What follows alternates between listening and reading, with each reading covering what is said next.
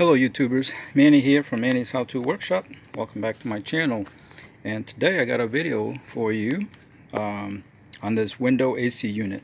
This is a Sharp, I believe that's the name brand or the company brand, and it's an 8000 BTU window unit.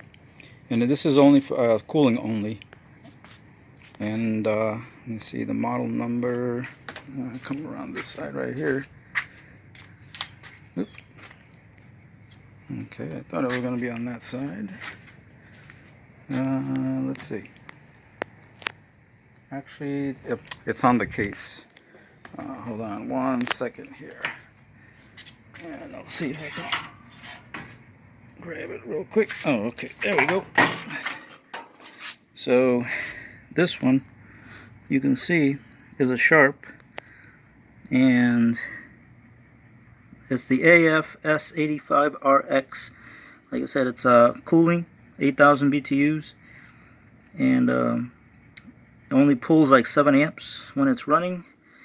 But so one of my customers called me and said that you know, the window unit just stopped working. It was working before, but all of a sudden it stopped working. So of course, first thing you do when you troubleshoot something like this, you go ahead and plug it in. And when you get it, to see what it's doing. So I'm going to go ahead and plug it in, and I'm going to set you guys down here on my tripod real quick. Let's see. And then I'll bring you guys in close to see what it doesn't do. Alright, so when you first plug it in, you heard that it beeped, but it's not on. Okay, so here's the control panel right there, and I'm going to go ahead and turn it on, and then you can see it's set on. Alright, I can take you guys back off of here again. It's set on 79 and auto cool. So the auto cool button is right here, but then you can also control it manually with these up and down arrows right there. Okay, but you can see it's set for 79 degrees, and auto cool is the cool indication, auto cool. And what it's supposed to do, the thermostat in there, it's supposed to sense the difference between the ambient temperature and what the evaporator temperature is, and it's supposed to turn it on. Well, as you can see, the evaporator fan, condenser fan right there, but they're both connected because it's a straight shaft. So it's one motor right here. So you can see it. There's the motor right there. But it's a straight shaft, and you got two fan blades. This one's a squirrel cage, just like in a house, and then this one is the what do you call it? The condenser fan. Matter of fact, I can hear the evaporator condenser fan humming a little bit. But so in a situation like that, more often than not, this is the problem, the capacitor, because this is a dual type capacitor. It's your start and your run capacitor. So it has a section for the fan, and it has a section for the compressor, which is like fan is F, and the compressor says Herm right there, and then there's a common. So all the blue wires are the common. There's black wires for the fan right there, and then the heavier black wire right there is for the compressor. And yeah, I can hear it humming. And yeah, just by turning the blades, I can hear the motor. The motor wants to, see? If I help it, I think it can go. Oh, look.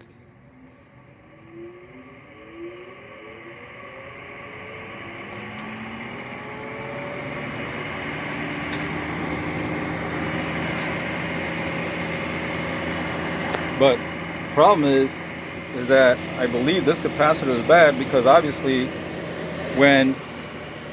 as soon as this what do you call it, comes on, as soon as that comes on, that's supposed to start right away. But with this unit right here, what happens is that there's a 3-minute delay before the compressor kicks on. And you can hear it clicking on and off, because I think the capacitor doesn't have enough ability to push the power to start this guy. Okay, and so we'll go do some testing real quick to see the values of what the capacitance is on both sides of those. Yeah, see, that's the thermal switch that's kicking off in there. So let's go ahead and shut this off.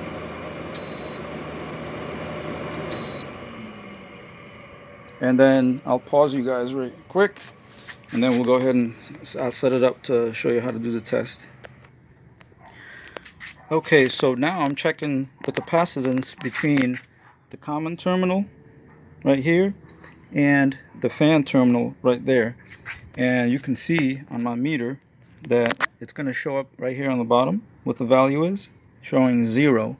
And you can see it's set on MFD, microfarads, that's the symbol for a capacitor right there. Okay, and just to show you that my meter is working, I'll go ahead and connect it to a known good capacitor right here.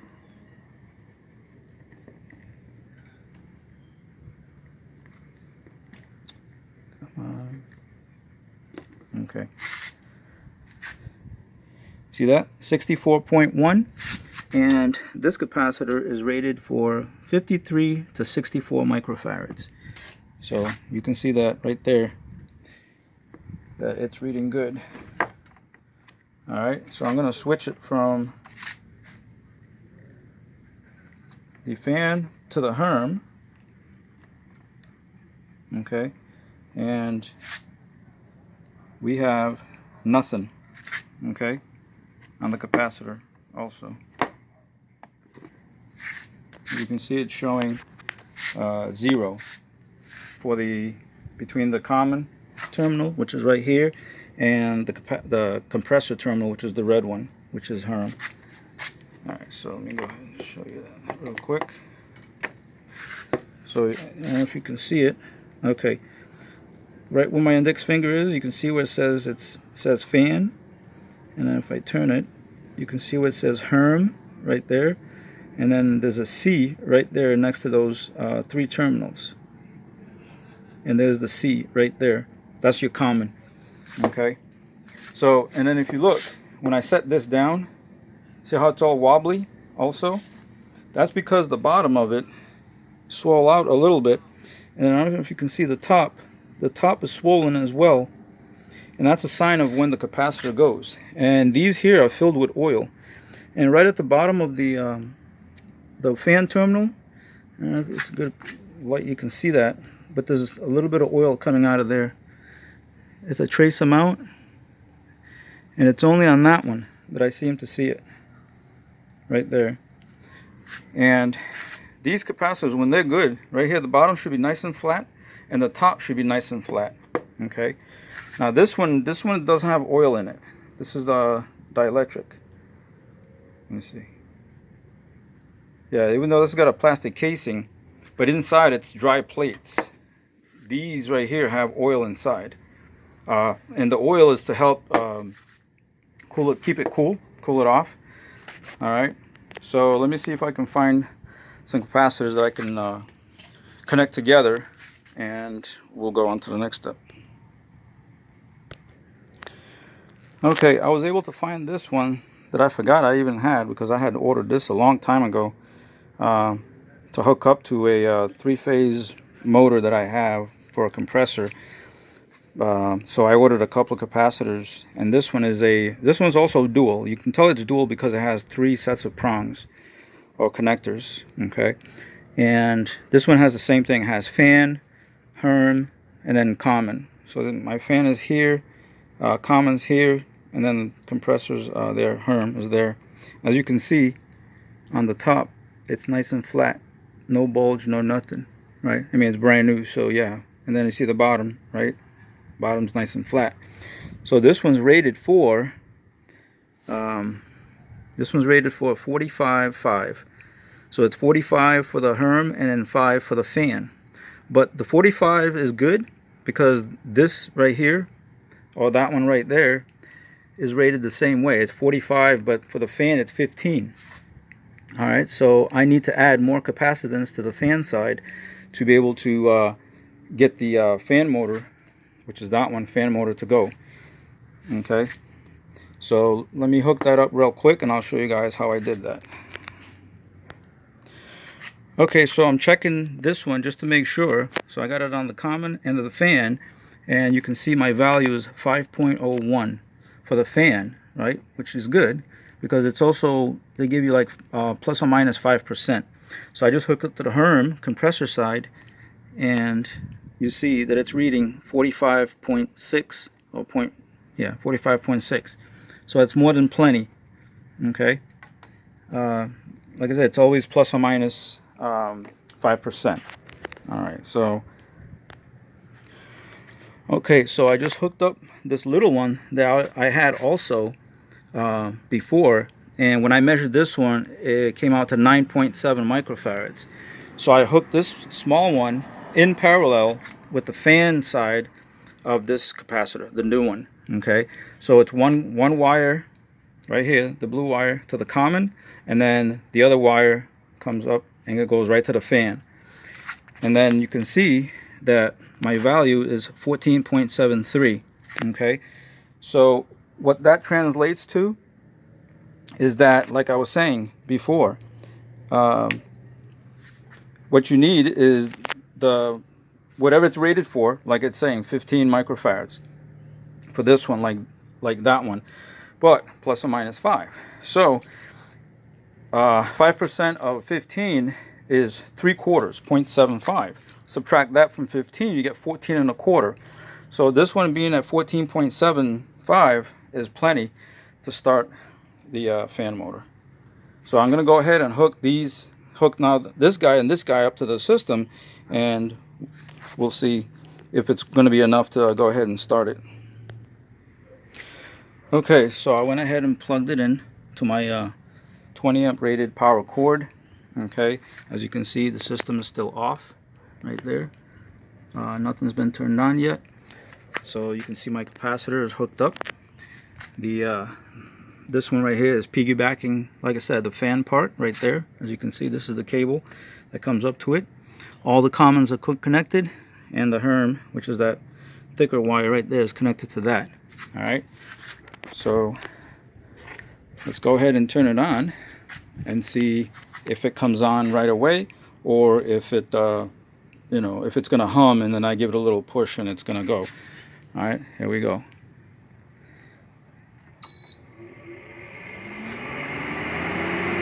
Yeah. So that's the difference between a bad capacitor like this one that has no capacitance left to be able to jump start the motor, and a brand new one, even though on the fan side it was rated for only 5, but I was able to give it another 9.7, which when you hook them up in parallel, you add the capacitance. If you wanted to, let's say you didn't have enough, you needed a lower capacitance, you can actually take like 2 10s, hook them up in series, and that would give you your 5. Because for capacitors, Ohm's law, that's what happens. Yeah, it's crazy, right? Because normally in series circuits, everything is added like voltage, amps, but for capacitance, it's actually the opposite. So when you put 2 of them in series, it becomes the equivalent of half of one of them. All right. So right now it's running, but it's still set to 79. Right there, auto cool 79. So I'm gonna go ahead and put. Oh, see, it just picked up because I believe the compressor just kicked on. So I'm gonna see if I can put the what do you call it? The foam shroud that goes over the top of the fan to see if I can get it to to start working like it's supposed to. Hold on 1 second.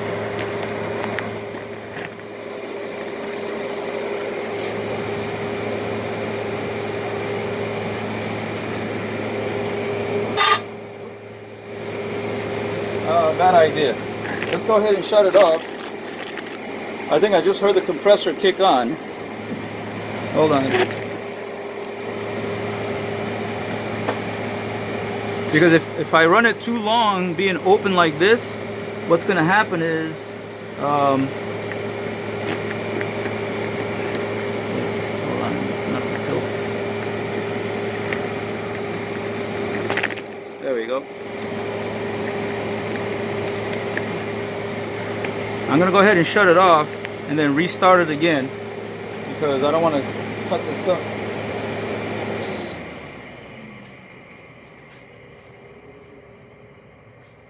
Yeah, this being, styrofoam or whatnot, if it chews it up, then it's going to be no good.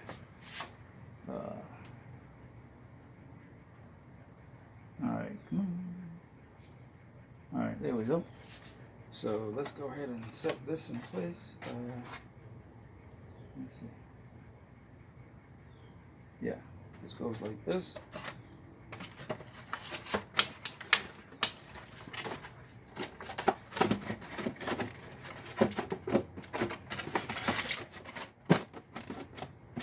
Alright. So this actually becomes the enclosure for the evaporator, so that normally for these, that, where's my wood? I'm going to go ahead and elevate the front part here, so I don't need the meter anymore. I'll put that right there.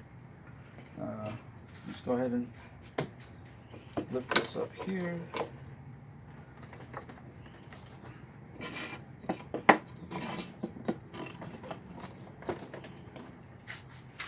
Okay. So I'm going to go ahead and start it, and then you guys can see. Wow, that's dark. Let's hold on a second here. Okay, so I turned it back on, and the compressor just kicked on, and now it's actually, let me get you guys off of here because the lighting is getting dark. So the lighting is horrible. But we can see it's set for 79. Right there, auto cool, and I just put the thermometer. Of course, there's no light over here. Come on, focus. So right now the thermometer is about 70 degrees coming out of there. See, it has a multiple, what do you call it? Fan speed controls. And let's see, maybe if I can swing this way, you can see better.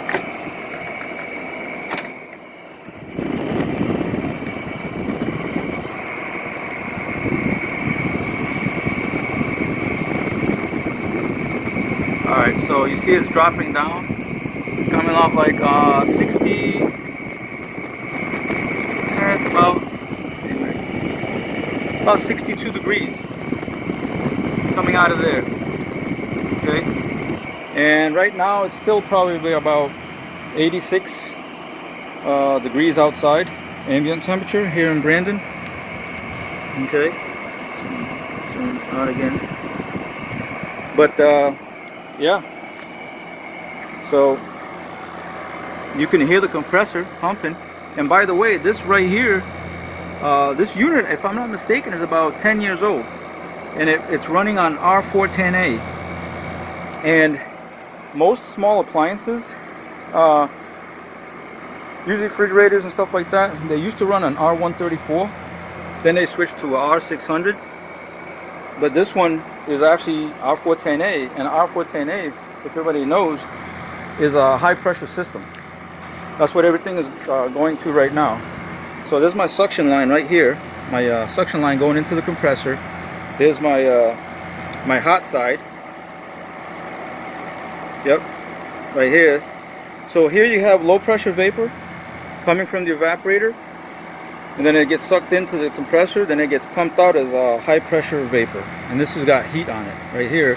Then it comes down and it comes right up in here, and it gets distributed to the condenser, and it goes in. It starts its high pressure vapor up here, then it condenses about halfway, and then it's liquid coming out at the bottom, high pressure liquid coming back up. Here's your metering device right here, these two little capillary tubes, and then it comes out here, and it's a low pressure, low temperature, still high pressure liquid though, but then it drops down even more, and then it goes back through the loop here, goes into the evaporator as 80-20, meaning it's 80% liquid, 20% vapor. When it goes from this part to this part, it flashes. We call it flash gas.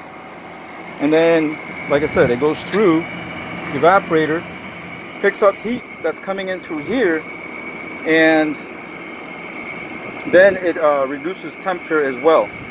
And then that moisture that comes off of the bottom of the evaporator is what condenses, not condenses, but like I said, it picks up that heat, and then the condensing water comes off to the evaporator coil, and then it comes back and drains backwards, and it comes out. There's a drain hole right on the bottom here. But this has had problems before with drain, because down in there, I don't know if you can see, it's all rusty and shit right there, and so is the other side. Oh yeah, you can feel the heat coming out of the condenser right there, big time. And then right here is also all rusty and stuff, so I'm gonna have to clean this out real good, and then, whoop, don't touch there.